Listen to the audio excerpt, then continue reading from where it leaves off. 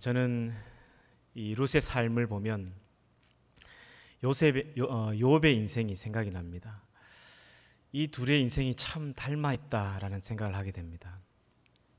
사랑하는 사람이 죽었습니다. 그리고 모든 재산이 다 끝이 났습니다. 당시 여인으로서는 무슨 일도 할 수 없는 그런 환경이었죠. 살아갈 소망 자체가 없는 인생의 가장 밑바닥을 경험한 사람이 저는 룻이라고 생각합니다. 그 인생의 절망의 절벽을 경험한 이 룻의 삶을 보면 욥의 인생이 떠오릅니다. 하지만 하나님께서 그의 전반전의 인생은 비록 그런 처절한 날들을 보냈지만 그의 인생의 후반전은 하나님이 그의 인생을 역전시키셔서 욥에게 부어주셨던 그런 축복을 이 룻에게도 하나님이 부어주셨습니다. 오늘 이 말씀을 통해서 어떻게 룻이 하나님께 이런 큰 은혜를 받았는지를 살펴보고 이 룻에게 부어주셨던 그 복이 저와 여러분들에게 임하는 그런 귀한 시간이 되기를 축복합니다. 모세와 여호수아가 죽고 나서 이스라엘 백성들은 급격하게 타락을 하게 됩니다. 여호수아가 살아있을 동안만 해도 괜찮았거든요. 그런데 여호수아가 죽자마자 이스라엘 백성들은 어떻게 이렇게까지 타락할 수 있을까 싶을 정도로 그들은 하나님을 떠나고 하나님의 얼굴 앞에서 죄를 짓고 그리고 하나님을 눈앞에 두고 다른 신을 섬기면서 바람을 피고 하나님의 마음을 아프게 합니다. 그렇게 칠흑 같은 이 종교 암흑기가 360년의 세월이 흘러가게 됩니다. 그 360년 어간 어디에 한 편의 소설 같은 너무나 아름다운 이 룻기의 이야기가 기록되었습니다. 하나님은 이 룻기를 기록하셔서 이 성경에 새겨 넣으시면서 전하고자 했던 메시지가 한 가지가 있습니다. 오늘 그 메시지도 말씀을 통해서 함께 살펴보도록 하겠습니다. 룻기 1장 1절에 보면 이렇게 이 이야기는 시작이 됩니다. 사사들이 치리하던 때 그 땅에 흉년이 들었다라고 이야기가 시작이 됩니다. 여러분, 이 흉년을 어떻게 보아야 될까요? 하나님의 저주로 봐야 될까요? 아니면 하나님의 징계로 봐야 할까요? 코로나를 하나님의 저주로 봐야 될까요? 하나님의 징계로 봐야 될까요? 저도 잘 모르겠습니다.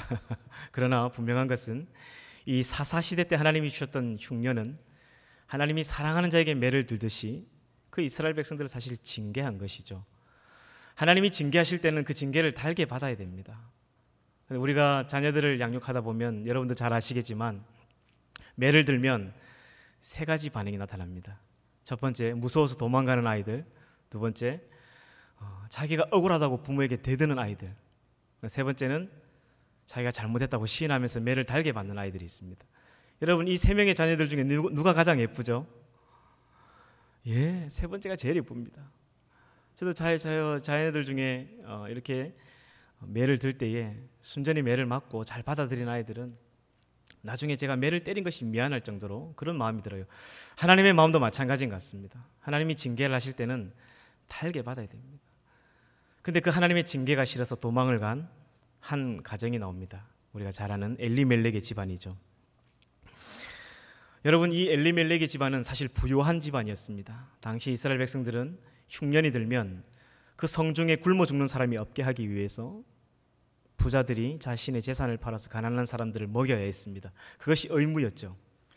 그게 너무나 하기 싫었던 것 같습니다. 그래서 그들은 모든 재산을 다 팔아서 가난한 사람들에게 나눠주는 게 아니라 야반 도주를 해버리죠. 그렇게 도망을 가도 그렇지 영원히 여호와의 총회에 들어오지 못한다는 그 모압 땅으로 가면 어떡하잔 말입니까? 여러분, 단순히 여기 부산에서 서울로 이사간 그런 개념이 아닙니다. 당시의 그 민족들은 그 민족을 다스리는 신들의 영역이었습니다. 무슨 이야기냐면 이 이스라엘 땅에서 여호와 하나님을 섬기다가 다른 지역으로 이사를 가는 것은 단순히 그냥 이사를 가는 게 아니라 하나님을 버리고 그 모압 땅에 있는 그모스라는 신을 섬기는 것입니다. 그 당시의 전쟁들은 다 신들과의 싸움이었죠. 함께 읽은 이 본문 말씀 1장 15절에도 보면 나오미가 자기 며느리들에게 이렇게 얘기합니다. 너희는 너희의 백성과 너희의 신들에게로 돌아가라 라고 이야기를 하죠. 그곳으로 간다는 것은 그 신들을 섬기러 간다는 것입니다. 하나님을 섬기는 백성이 이런 일을 해서는 되겠습니까? 결과가 어떻게 되죠? 3절에 보면 1장 3절에 보면 나오미의 남편 엘리멜렉이 죽고 나오미와 그의 두 아들이 남았으며 남편이 죽었습니다. 나오미가 시급하고 정신을 차리고 빨리 짐 싸라 돌아가자. 하나님이 우리를 징벌하시는가 보다. 이 정신을 차려야 될 텐데 정반대로 합니다. 며느리들을 빨리 간택해가지고 분가를 시켜버리죠. 결혼을 시켜버립니다. 그 결과가 5절에 나오죠. 말론과 기론 두 사람이 다 죽고 그 여인은 두 아들과 남편의 뒤에 남았더라. 여러분 1절부터 5절까지가 거의 10년의 세월이 흘러갑니다. 이야기가 굉장히 빨리 진행이 되죠. 그 10년 상간에 남편이 죽었습니다. 그리고 생떼 같은 두 아들이 죽었습니다. 10년 전 그 이스라엘 땅을 나올 때 굉장히 부유한 집안이 있어요. 10년 상간에 모든 재산이 그냥 끝이 났습니다. 늙은 가부 한 사람과 청산 가부 두 사람이 남았습니다. 여러분 이런 가정은 어떻게 해야 될까요? 어떻게 해야 될까요? 네, 빨리 신방을 가봐야 되겠죠. 빨리 비타 500을 사들고 구역장님하고 신방을 가봐야 됩니다. 제가 신방을 가보니까 정말 처량하기가 딱이 없었습니다. 여러분 우리가 힘들게 살아도 소망이 있어야 살 수 있습니다. 소망. 내일은 괜찮겠지. 그런 소망이 없는 거예요. 가보니까 남편도 없고 자식도 없고 손주도 없고 텔레비전도 없고 핸드폰도 없고 아무것도 없어요. 그 집에 들어가 보니까 그 추춧돌 위에 코코무신이 세 켤레 나란히 있는 거예요. 한숨만 푹푹 쉬고 있는 거예요. 여러분 그런 집에 가면 목회자가 어떤 본문을 읽고 어떻게 위로하고 어떻게 신방을 해야 될까요? 저도 잘 모르겠습니다. 그래서 기도해주고 그냥 돌아왔습니다. 여러분들도 혹시나 여러분 주변에 너무 큰 어려움을 당하는 분들이 있다면 위로한다고 그 집에 가셔가지고 너 뭐 잘못했어? 너 11조 땡가 먹었지? 너 빨리 회개해. 이런 말 하면 안 됩니다. 그냥 가만히 앉았다가 와도 위로가 되는 거예요. 아무튼 그래서 6절에 보면 그 여인이 모압 지방에서 여호와께서 자기 백성을 돌보시사 그들에게 양식을 주셨다 함을 듣고 이에 두 며느리와 함께 일어나 모압 지방에서 돌아오려 하여라는 말씀이 나옵니다. 하나님께서 소문이 들리기를 이스라엘 백성들을 돌보시사 다시 양식을 주셨다는 거예요. 그렇죠. 하나님께서 자기 백성을 굶어 죽을 때까지 그렇게 내버려 두지 않습니다. 그래서 이제 그 소식을 듣고 다시 고향 땅으로 이제 돌아가려고 채비를 합니다. 그렇게 채비를 하던 중에 생각해 보니까 사실 돌아가도 큰 소망이 없습니다. 그래서 이제 자기 두 며느리들을 이제 보내줘야 되겠다. 자기 때문에 새 살림을 차려서 새 출발을 할 수 있는데 내가 지금 가로막고 있다는 그런 생각을 하게 됐던 것 같습니다. 그래서 그 오르바와 룻을 불러놓고 이런 이야기를 하죠. 이제 헤어지자 이렇게 이야기를 합니다. 그동안 같이 고생하며 정이 들었는데 이제 헤어지자고 하니까요. 그동안 막 이 쌓여왔던 눈물이 팍 터지는 거예요. 사실 남편이 죽어서도 시어머니 앞에서 제대로 울어본 적이 없어요. 룻이나 오르바는. 왜요? 자기 시어머니는 남편 죽고 생떼 같은 두 아들 죽었는데 그 앞에서 어떻게 운단 말입니까? 매일 밤마다 이렇게 군불 때는 그게 부엌에 가가지고 속으로 막 이렇게 울었던 거예요. 그런데 그 참았던 눈물이 이제 헤어지자 하니까 팍 터진 거예요. 아무튼 눈물의 성분이 좀 복잡합니다. 그렇게 실컷 울고 나니까 오르바는 어머니에게 뽀뽀하고 이제 어머니 잘 계십시오 하고 돌아갑니다. 여러분 룻은요. 룻은 안 간 걸까요? 못 간 걸까요? 안 간 걸까요? 못 간 걸까요? 왜 안 가고 싶었겠어요? 지도 사람인데. 제가 룻한테 물어보니까 가고 싶었지만 동서가 선수를 치는 바람에 못 갔다고 이야기하더라고요. 자기도 가고 싶었어요. 근데 생각해보니까 늙은 어머니가 이렇게 살다가 우울증 걸려서 자살하지 않을까 걱정이 돼서 못 갔다는 거예요. 이런 거 보면 참 룻이 심성이 착한 사람이었던 것 같습니다. 제가 아는 여자분들은 대부분 심성이 착한 사람이 잘 없는데 아무튼 심성이 착한 며느리였던 것 같습니다. 그렇게 해서 이제 10년 만에 고향 땅으로 돌아옵니다. 그런데요 10년 만에 돌아오니까 온 동네가 떠들썩합니다. 1장 19절에 보니까 그들로 말미암아 온 성읍이 떠들며 이르기를 이가 나오미가 아니냐 하는 거예요. 온 동네 아주머니들이 나와서 이제 막 난리가 난 거예요. 여러분 베들레헴 아주머니들의 그 비아냥거린 말투가 느껴지시나요? 10년 전 흉년이 왔을 때에 그 가난한 자들 도와주기 싫어서 싹 팔아서 야반 도주한 그 엘리멜렉이 집안이 남편 죽고 생떼 같은 두 아들 놔주고 쫄딱 망해가지고 돌아왔다. 이가 나오미가 아니냐. 아무튼 아주머니들은 베들레헴 아주머니들이나 한국 아주머니들이나 비슷한 것 같습니다. 예. 그렇게 해서 이제 돌아왔는데 21절에 보면 나오미가 자기의 삶을 이렇게 간증하죠. 21절, 1장 21절입니다. 내가 풍족하게 나갔더니 잘 살았다고 하죠. 여호와께서 내게 피어 돌아오게 하셨느니라. 여호와께서 나를 징벌하셨고 전능자가 나를 괴롭게 하셨거늘 너희가 어찌 나를 나오미라 부르느냐 하니라. 아멘. 이 나오미라는 뜻이 좀 당시 흔한 이름이었습니다. 지금으로 한국 시대로 말하면 희순이 같은 이름이죠. 남자는 철수, 여자는 희순이 같은 이런 이름인데 말마라 내가 인생에 쓸맛을 봤다. 나를 이제 말하라 부르가죠. 여러분 이 고생을 자기가 왜 한 거죠? 사서 고생한 거죠. 자기 때문이죠. 그 하나님을 저버리고 다른 신을 섬기러 그 모압 제마로 가버린 자기들 때문에 사서 고생한 거예요. 그렇게 해서 이제 베들레헴 고향으로 돌아왔지만 딱히 먹고 살 길은 없었습니다. 그렇게 해서 이제 여러분 이삭을 우리가 잘 아시는 것처럼 죽게 됩니다. 근데 여러분 우리가 단순하게 생각할 때 남자들이 그렇게 추수를 할 때 뒤에 따라다니면서 이렇게 이삭을 줍는 게 아주 쉬운 일처럼 보이지만 그렇지 않습니다. 당시에 여자들은 일을 하지 않는 그런 문화였죠. 그러니까 그 남정네들 사이에서 이 젊은 룻이 수치를 무릅쓰고 그 일을 해야만 했던 상황이었습니다. 그래서 자기 시어머니가 나가서 그 보리 좀 이렇게 주워 오라고, 이삭을 주워 오라고 이야기를 못 합니다. 왜요? 부끄러운 일이거든요. 근데 이 나오미가, 이 룻이 자기가 먼저 가겠다고 이야기를 하는 것이죠. 여러분, 당시 그 남정네들이 가만뒀겠습니까? 예, 건들죠. 왜요? 임자가 없잖아요. 가만두지 않습니다. 2장 9절을 보겠습니다. 2장 9절. 그들이 베는 밭을 보고 그들을 따르라. 내가 그 소년들에게 명령하여 너를 건드리지 말라 했느니라. 그 봐요, 건드리지 말라 그러죠. 예, 가만두지 않습니다. 아무튼 이방 여인이고요, 젊고요, 예쁘고 임자가 없어요. 그런 수치를 무릅쓰면서 해야 했던 일이었던 것입니다. 여러분, 나오미는 왜 일하러 안 갔을까요? 같은 처지인데 왜 나오미는 일을 안 갔을까요? 수치스러운 일이었기 때문이죠. 그 일이. 그렇게 해서 아무튼 하루 종일 이제 이삭을 죽게 됩니다. 여러분, 이 2장에 보면 이 보아스의 인품을 잠깐 볼 수 있는데요. 2장 4절을 잠시 보겠습니다. 2장 4절.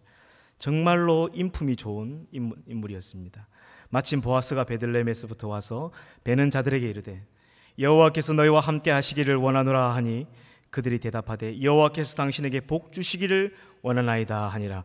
여러분, 노사관계가 이 정도는 돼야 됩니다. 맨날 이마에 그 빨간 띠 매들고 쟁취투쟁 이렇게 하면 안 됩니다.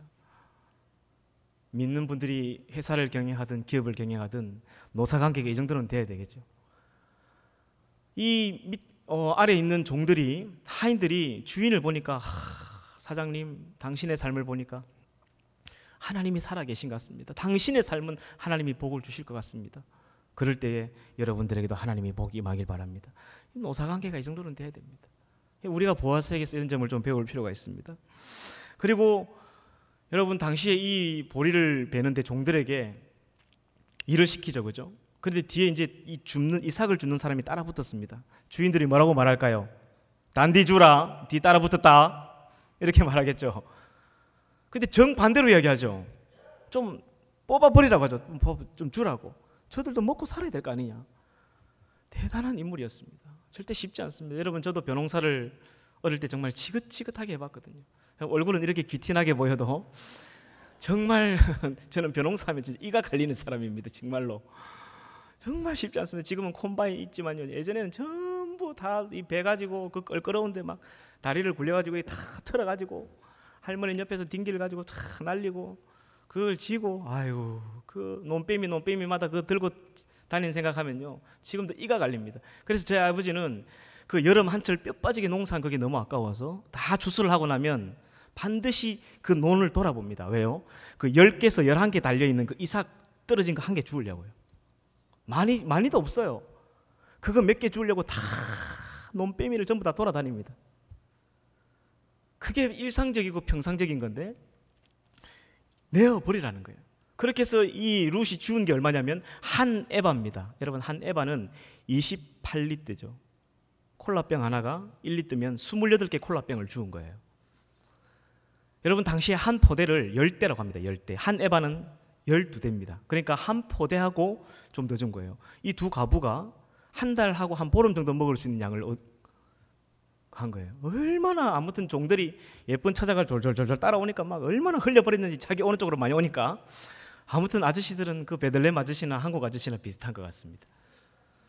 그렇게 해서 이제 2장이 지나가게 되는데 여러분 3장부터는 아주 중요한 이야기가 나옵니다. 그리고 평소에 우리가 알고 있는 그 수원법이라든지 우리가 좀 해봐야 될 부분이 나옵니다. 3장 1절에 보시면 룻의 시어머니 나오미가 그에게 이르되 내 딸아 내가 너를 위하여 안식할 곳을 구하여 너를 복되게 하여야 하지 않겠느냐. 여러분 이 말이 무슨 이야기죠? 이 시어머니가 며느리한테 아무튼 이 보리 추수하는 건 한철이니까 우리가 또 먹고 살아야 되니까 이제는 내가 너를 좀 편안한 집에서 살 수 있게 해야 되지 않겠느냐. 지금 이런 이야기를 하고 있지만요. 이게 아주 룻을 위하는 척하는 이야기인 같지만 여러분 솔직하게 여러분 현실적으로 보세요. 나오미가 자기의 노후를 지금 준비하는 거예요. 그리고 자기 며느리를 이 나이 60대가 되는 할아버지 보아스에게 팔아버리는 거예요. 보아스는 젊은 사람이 아닙니다. 룻은 많아봐야 20대 초반 초중반이에요. 보아스는 그 마을의 어른이었고 유지였죠. 그 마을의 장로였습니다. 그런데 이 시어머니가 한다는 이야기가 이제 내가 너를 좀 편안하게 살게 하기 주기 위해서 저 할아버지 집에 내가 시집을 보내야 되겠다. 지금 이야기를 하고 있는 거예요. 여러분 이런 시어머니가 되시면 안 됩니다. 며느리를 팔면서 자기 노후를 준비하는. 사실 나오미가 좀 안 좋게 이야기하면 잘못 말을 한 거예요. 생각해 보십시오. 이 며느리가 시어머니를 위해서 인생을 바쳤습니다. 자기 고국을 떠났고요. 자기가 섬기는 신을 버리고 여호와 하나님이라는 신을, 어머니가 섬기는 신을 믿겠다고 따라왔습니다. 그리고 그 수치를 무릅쓰고 그 이삭을 주워와가지고 밥을 먹이고 있는데 할아버지에게 시집을 가라는 거예요. 3장 10절 보겠습니다. 3장 10절. 그가 이르되 내 딸아 여호와께서 내게 복 주시기를 원하노라. 내가 가난하건 부하건 젊은 자를 따르지 아니하였으니. 그 보세요. 젊은 자를 따를 수 있었다는 것이죠. 아니하였으니 내가 베푸니 내가 처음보다 나중이다도. 여러분 보아스가 지금 감동을 받은 거예요. 너 젊은 남자와 충분히 다시 새 삶을 살 수 있지만 나이 많은 나에게 와줘서 고맙다는 이야기를 하고 있는 것이죠. 여러분 생각을 한번 입장을 바꿔놓고 생각해 보십시오. 20대 젊은 처자입니다. 젊은 날 남편이 죽었지만 아직도 꽃다운 나이예요. 그런데 시어머니가 시켜서 그 종들이 일하다가 그 잠들고 있는 그 보아스 할아버지 이불 밑으로 들어가라는 거예요.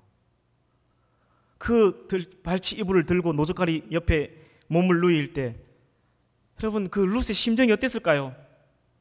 저는 이 본문을 묵상하면 룻이 울었을 것 같아요. 젊은 날 죽은 남편이 생각 안 났을까요? 자기 첫사랑 같은 남편이 보고 싶었을 것 같아요. 내가 이제 이 할아버지와 결혼을 해야 되는구나. 하지만 어쩔 수 없다. 내 인생은 더 이상 떨어질 나락이 없는 거예요. 그리고 그 어머니의 말에 순종하고 그 할아버지 이불 밑으로 들어갑니다.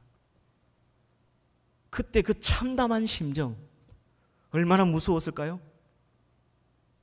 도망가고 싶었을 것 같아요. 저 같으면. 그런데 놀라운 것은 그 말도 안 되는 시어머니 말에 순종을 했다는 거죠. 그리고 그 보아스가 그런 룻의 모습을 보고 지금 함께 읽은 이 본문은 충격적인 감동을 받는 거예요.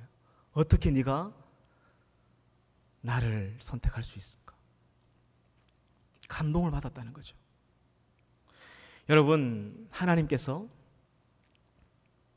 이 룻의 삶을 하늘에서 이렇게 내려다보고 있는 거예요. 지금 내려다보면서 저는 이 룻기를 읽으면 하나님이 제일 감동하신 것 같아요. 하나님이 이 룻의 인생을 보다가 그냥 충격적인 감동을 받은 것 같아요. 아니 어떻게 된 것이 내 백성 이스라엘 백성은 내가 저들의 친아버지인데도 내 말을 안 듣는데 저 이방 여인 룻은 친정 아버지 친정 어머니도 아닌 시어머니를 위해서 자기 인생을 바칠 수 있을까? 자기가 섬기던 신을 버리고 자기 시어머니가 믿는 신을 따라올 수 있을까? 하나님이 제일 감동하신 것 같아요. 우리 처음으로 돌아가서 오늘 함께 읽었던 본문을 다시 볼까요? 룻이 시어머니를 따라갈 때 그가 어머니 앞에 했던 고백이 오늘 함께 읽었던 본문이죠. 룻기 1장 15절에서 18절 제가 한 번 더 읽어보도록 하겠습니다. 나오미가 또 이르되 보라, 내 동서는 그의 백성과 그의 신들에게로 돌아가나니 너도 너의 동서를 따라 돌아가라 하니, 룻이 이르되 내게 어머니를 떠나며 어머니를 따르지 말고 돌아가라 강건하지 마옵소서. 어머니께서 가시는 곳에 나도 가고 어머니께서 머무시는 곳에서 나도 머물겠나이다. 어머니의 백성이 나의 백성이 되고 어머니의 하나님이 나의 하나님이 되시리니 어머니께서 죽으시는 곳에서 나도 죽어 거기 묻힐 것이라. 만일 내가 죽는 일 외에 어머니를 떠나면 여호와께서 내게 벌을 내리시고 더 내리시기를 원하나이다 하는지라. 아멘. 저는 여러분 이 룻의 고백을 통해서 하나님이 가장 충격적인 이 감동을 받으신 것 같아요. 그리고 그 룻의 인생이 비록 전반전은 너무 처절하게 힘든 젊은 날 남편을 잃고 고통스러운 세월을 살았지만 그 자기가 섬기던 신을 버리고 어머니의 신을 따라서 그가 어머니와 함께 죽겠나라고 뼈를 묻겠나라고 이런 이야기를 할 때 하나님께서 그의 인생의 후반전은 하늘의 문을 열어서 복을 쏟아 부어주는 거예요.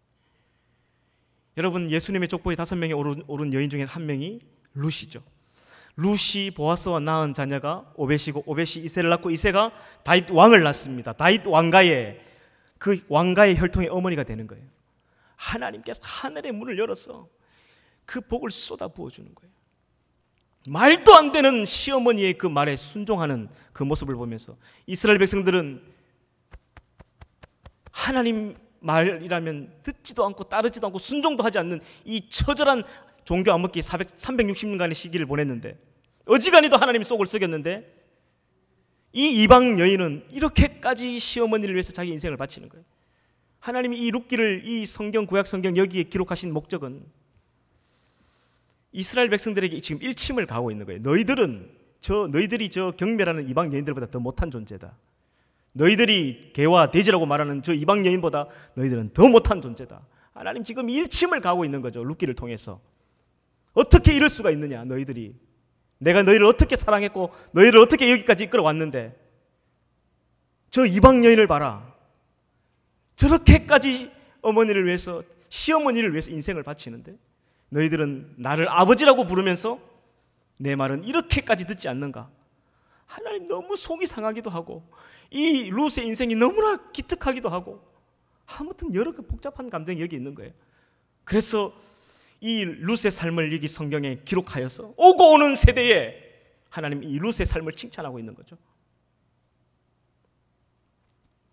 4장으로 넘어가게 되면요, 그래서 이 보아스와 룻 사이에 결혼이 이루어지고 자녀를 낳게 됩니다. 여러분 사실 수혼법은 기업 물을 자라는 것은 이 법과는 좀 다릅니다. 사실 보아스와 룻 사이에 난 자녀는 말론의 아들이 되어야 됩니다. 그러나 그렇게 하지 않죠. 보아스의 아들이라고 하죠. 무슨 일이었는지 모르겠지만 그때까지 보아스는 아들이 없었고 아내가 없었던 것 같습니다. 이 보아스가 룻을 자기 안방 주인으로 자기 아내로 맞아들입니다. 4장 10절입니다. 4장 10절을 보겠습니다. 또 말론의 아내 모압 여인 룻을 사서 나의 아내로 맞이하고 그 죽은 자의 기업을 그의 이름으로 세워 그의 이름이 그의 형제 중과 그곳 성문에서 끊어지지 아니하게 하며 너희가 오늘 증인이 되었느니라 하니. 여러분 이게 무슨 이야기죠? 룻을 그냥 기업 물을 그 책임만 한 게 아니라 이 보아스라는 엄청난 그 유력한 집안에 안방 주인이 되게 하신 거예요. 하나님께서 아내가 되겠다는 거예요. 그리고 오랜 나이가 들었지만도 아들이 없었던 그 보아스에게 하나님이 아들이라는 큰 선물을 복을 쏟아부어 준 거예요. 여러분 또 이것으로 끝난 게 아닙니다. 10년 전 그 고향 땅을 떠날 때 그 나오미의 모든 재산을 보아스가 다시 다 삽니다. 그리고 통째로 나오미에게 안겨주죠. 로또를 그냥 안겨준 거예요. 여러분 이게 누구 때문이죠? 나오미가 잘했어요? 나오미가 기도를 열심히 했어요? 아닙니다. 며느리 때문이죠. 며느리. 이방 여인 며느리 한 사람을 통해서 하나님께서 보아스에게는 아들을, 그리고 그 잃어버렸던 모든 재산을 다 물려주면서 하나님께서 그의 노후를 그냥 끝내셨습니다. 무엇을 먹을까 입을까 염려하지만 내가 책임진다. 하나님이 그냥 끝내버리신 거예요. 그만큼 감동하셨던 것 같아요. 그만큼 하나님께서 이 룻의 삶이 아름다웠던 것 같습니다. 이 정도 되니까요, 베들레헴 아주머니들이 또 가만히 있지 않죠. 4장 14절에 보면 이렇게 고백합니다. 여인들이 나오미에게 이르되 찬송할지로다. 여호와께서 오늘 내게 기업 물을 자가 없게 하지 아니하셨도다. 이 아이의 이름이 이스라엘 중에 유명하게 되기를 원하노라. 이는 내 생명의 회복자며 내 노년의 복량자라. 곧 너를 사랑하며 7 아들보다 귀한 내 며느리가 낳은 자로다. 아이고, 아무튼 아까 이 아줌마들이 이가 나오미가 아니냐 하는 그 비아냥거리던 분들 맞습니다. 아무튼 춤을 추고 박수를 치고 막 보아스의 아들을 놓고 나니까요, 이렇게 분위기가 반전이 된 거예요. 이제 말씀을 마무리하겠습니다. 여러분, 사사시대 모세와 여호수아가 죽고 급격하게 이스라엘 백성은 하나님을 저버리고 하나님의 얼굴 앞에서 이방신을 섬기고 거기에 절하고 타락합니다. 이스라엘 백성들뿐만 아니라 레위인도 타락하고 제사장도 타락하고 하나님의 기름 부음 받은 모든 사사들마저 타락하는 이런 시대에 360년간 어지간히도 하나님의 속을 썩였지만 이스라엘 백성들은 하나님인 아버지라고 부르는 하나님을 이토록 순종하지 않고 가출하고 자기 마음대로 살았는데, 이방 여인 룻은 친정 어머니도 아닌 시어머니를 위해서 자신의 인생을 바쳤던 것입니다. 여러분, 이 룻기스의 말씀은 이 택한 백성이라는 자만심 때문에 이방인들을 천하게 여기고 그 이방인들을 부정한 개와 돼지 취급했던 이스라엘 백성들에게 하나님이 일침을 가하는 거예요. 저 이방인들이 너희보다 더 낫다는 것을, 이 룻기의 이야기를 통해서 하나님이 이 속에 눌려있던 이야기를 하고 계시는 것이죠. 여러분, 그리고 오늘 이 자리에 있는 저와 여러분들에게는 이 룻기스를 통해서 하나님께서 하시고자 하는 메시지가 무엇이냐면, 룻이 어머니를 섬겼던 것처럼 하나님을 포기하지 않고 끝까지 붙드는 자들은 하나님도 그의 인생을 책임진다는 거예요. 비록 여러분, 저와 여러분들 살아온 삶이, 우리의 인생이 전반전은 일찍 남편을 여의고 일찍 아들을 먼저 하나님 품으로 보내고 너무 가난하고 힘든 삶을 살아왔을지 모르지만, 하나님 이 순간 이 우리의 삶의 후반전은 그 하나님을 붙드는 자들에게 이런 하늘의 복과 은혜를 하나님이 쏟아 부어주어서 내가 너희들의 삶을 책임지겠다 약속하고 계신 거예요. 할렐루야. 이런 룻이 받았던 놀라운 은혜와 복을 저와 여러분들이 받아 누리는 우리 모든 산성교회 성도님 되시기를 축복합니다. 기도하겠습니다.